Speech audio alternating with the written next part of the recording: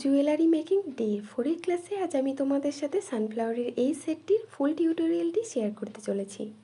সুপর্ণা দিদিভাই কমেন্টে জানিয়েছিলেন সানফ্লাওয়ারের ওপর একটা জুয়েলারি সেট দেখাতে, আর তাই এই ভিডিওটির মাধ্যমে সানফ্লাওয়ার তৈরির সাথে কানের ব্যাক সাইড অ্যাডজাস্ট এবং জুয়েলারির সাথে টার্সেল কীভাবে অ্যাডজাস্ট করতে হয় তার সম্পূর্ণটাই দেখানোর চেষ্টা করেছি।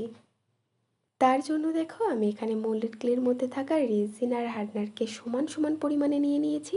এবার এই দুটোকে খুব ভালোভাবে মিক্সড করতে হবে, আর তার আগে কিন্তু অবশ্যই হাতে সামান্য পাউডার দিয়ে তারপরেই জিনিসটাকে মিক্সড করতে হবে, তাতে করে মিক্সড করার সময় ক্লেটা দেখবে আর হাতে জড়াবে না। এবার ক্লেটাকে সরু রোল করে সমান 11টা থেকে 12টা ভাগে ক্লের বল করে কেটে নিচ্ছি। যেহেতু এটা আমি হাফ সানফ্লাওয়ার বানাচ্ছি, তাই কিন্তু তোমরা যদি সানফ্লাওয়ারটা আরও বড় বা পুরোটা বানাতে চাও সেক্ষেত্রে কিন্তু এই ক্লের বলের সংখ্যা বাড়িয়ে নিতে পারো। এবার ওই প্রত্যেকটা ক্লের বলকে ঠিক এভাবে করে খানিকটা ওয়াটার ড্রপের মতো শেপ দিয়ে নিতে হবে। তারপর পাপড়ির আকার দেওয়ার জন্য সেটাকে আঙুল দিয়ে প্রেস করে করে এভাবে করে চ্যাপটা করতে হবে। আঙুল দিয়ে হালকা হালকা প্রেস করলেই এরকম সুন্দরভাবে প্যাটেলসগুলো তৈরি হয়ে যাবে। এরপর ফুলটাকে একটু রিয়েলিস্টিক দেখানোর জন্য এরকম তো একটা টেক্সচার করতে হবে, আর তার জন্য কিন্তু সূচের সাহায্য দিয়েই তোমরা কাজটাকে করে নিতে পারো। আর সেম প্রসেসেই দেখো বাকি পাপড়িগুলোকেও আমি তৈরি করে নিয়েছি, তবে ফার্স্ট লাইনের 7টা পাপড়ি বড় আর তার নিচের বাকি পাপড়িগুলোকে সেমভাবেই একটু ছোট সাইজের রেখেছি। এবার ক্লের একটা বেস তৈরি করে সেই পাপড়িগুলোকে এক এক করে বেসটার উপর বসিয়ে নিতে হবে। যদি কেউ এটাকে হাফের বদলে ফুল সানফ্লাওয়ার করতে চাও তাহলে কিন্তু বাকি পাপড়িগুলোকেও সেমভাবে বসিয়ে দিয়ে পুরোটাকে ভরাট করে নিতে হবে। প্রথম লেয়ারটাতে বড় পাপড়িগুলোকে এক এক করে বসানো হয়ে গেলে ওপরের লেয়ারে কিন্তু ছোট পাপড়িগুলোকেও সেমভাবেই বসিয়ে দিতে হবে, তবে দুটো পাপড়ির মাঝখানে করে বসাতে হবে। আর এইভাবে করেই দেখো সব পাপড়িগুলো আমার বসানো হয়ে গিয়েছে। এইবার বাকি ফুলের মিডিলটা করার, আর তার জন্য দেখো ক্লেটাকে গোল করে সেই মাঝখানটাতে বসিয়ে দিতে হবে। আর কাজ করতে করতে যদি দেখো যে ক্লেটা শুকিয়ে মতো গিয়েছে তবে কিন্তু একটু গ্লু দিয়ে তারপর জিনিসটাকে বসাতে হবে। তো যাই হোক, ফুলটা আমাদের রেডি হয়ে গিয়েছে। এবার সেম প্রসেসেই এক এক করে কানের দুল দুটো আমি রেডি করে নেব। কানের দুলটা তৈরি করার সময় একটা জিনিস কিন্তু অবশ্যই মাথায় রাখতে হবে, আর সেটা হলো দুলটা যাতে বেশি ভারী না হয় আর ইজিলি ক্যারি করা যায়, তার জন্য কিন্তু সব সময় চেষ্টা করবে দুলটা লাইট ওয়েটের মধ্যে রাখার। তাই সেই জন্যই দুলটাকে আমি এখানে 1 লেয়ার পাপড়ির ওপরই রেখেছি। তো যাই হোক, সেম প্রসেসেই কানের দুল দুটো আমি রেডি করে ফেললাম। নেক্সট কানের ব্যাক সাইড অ্যাটাচ করে তোমাদেরকে দেখাবো, আর তার জন্য এই দুটোকে আমি নিয়ে নিয়েছি। এবার কানের দুলের ওপর এটাকে রেখে অল্প কিছুটা ক্লে নিয়ে দেখো ঠিক এভাবে করে সেটার উপর বসিয়ে দিতে হবে, আর তারপর আঙুল দিয়ে হালকা হালকা প্রেস করলেই কিন্তু সেটা শক্ত হয়ে পেস্টটার সাথে বসে যাবে। তো দেখো, ব্যাক সাইড অ্যাটাচ করার পর এটা হচ্ছে কানের দুলটার ফুল লুক। এইগুলোকে এবার খোলা হাওয়ায় 7 থেকে 8 ঘন্টা মতো রেখে ভালো করে শুকিয়ে নিতে হবে, আর ভালো করে শুকিয়ে গেলে তারপরেই কিন্তু এর উপর কালার করা যাবে। তার জন্য এগুলোকে 7 থেকে 8 ঘন্টা মতো খোলা হাওয়ায় রেখে ভালো করে শুকিয়ে নিতে হবে। যাই হোক, এত অবধি তোমরা যদি কোনো জায়গায় কোনো কিছু জানতে চাও তবে কমেন্টে জানাতে পারো। নেক্সট ভিডিওতে আমি সেটা সম্পর্কে তোমাদেরকে ডিটেলসে জানিয়ে দেবো। তো পুরো সেটটা ভালো করে শুকিয়ে যাওয়ার পর তারপরেই কিন্তু আমি এখানে হোয়াইট কালারটা অ্যাপ্লাই করেছি। হোয়াইট কালার বলতে এখানে তোমরা ক্যামেল, অ্যাক্রেলিক বা জেসও ইউজ করতে পারো। যারা জানো না তাদেরকে বলে দিই, যে কোনো কালার করবার আগেই কিন্তু মাস্ট হোয়াইট কালারটা ইউজ করতে হয়, তাতে করে পরবর্তীতে যে কালারটা করবে সেটা কিন্তু খুব ভালোভাবে ফুটে ওঠে। এই হোয়াইট কালারটা কিন্তু কিছুটা প্রাইমারের মতো কাজ করে, তাই এটাকে 2 কোট মতো চাপিয়ে তারপরে বাকি কালারগুলোকে করতে হয়।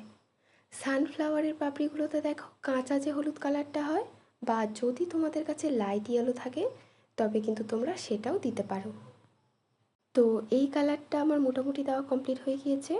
এবার ফুলের ধারে ধারে দেখো মানে ভিতরের সাইডটা বীজের কোল ঘেঁষে ঘেঁষে দেখো আমি এখানটা অরেঞ্জ যে কালারটা হয় সেটা দিয়ে হালকা হালকা করে তুলি দিয়ে ট্যাপ ট্যাপ করে দিচ্ছি। তারপর হলুদ কালার দিয়ে সেই দুটো কালারকে হালকা হালকা করে মিশিয়ে দিলে পাপড়ির কালারগুলো কমপ্লিট হয়ে যাবে। তবে পাপড়ির এই অরেঞ্জ কালারটা কিন্তু অপশনাল, চাইলে তোমরা এটাকে স্কিপ করতে পারো। এই অরেঞ্জ কালার ছাড়াও শুধু হলুদ কালার দিয়েও কিন্তু পাপড়িগুলোকে বেশ সুন্দর দেখতে লাগবে। এবার পাপড়ির ভিতরের দিকে বীজের মতো যে বড় অংশটা থাকে সেটাতে কিন্তু আমি প্রথমেতে খয়েরি কালার ইউজ করে নিচ্ছি। তবে এই খয়েরি কালারটাকে স্কিপ করে একেবারেই কিন্তু ব্ল্যাক কালারটাকে চাপানো যায়। যেহেতু আমি এটা হাফ সানফ্লাওয়ার করেছি, তাই এটাকে আরও একটু সুন্দর দেখানোর জন্য আমি খয়েরি কালারটা চাপিয়ে তার উপরেই ব্ল্যাক কালারটা চাপাচ্ছি। আর ঠিক কীভাবে চাপাচ্ছি তোমরা কিন্তু সেটা একটু লক্ষ্য করলেই বুঝতে পারবে। সানফ্লাওয়ারটা কিন্তু আমার অলমোস্ট কমপ্লিট হয়ে গিয়েছে। এবার সেম প্রসেসেই কানের দুল দুটো আমি কালার করে নিচ্ছি।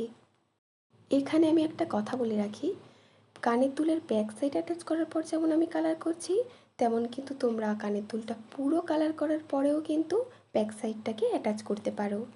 আর দেখো, কথা বলতে বলতে কানের দুল দুটো কালার করাও আমার কমপ্লিট হয়ে গিয়েছে। এবার বড় সানফ্লাওয়ারটার সাথে টাসেল অ্যাটাচ করার পালা।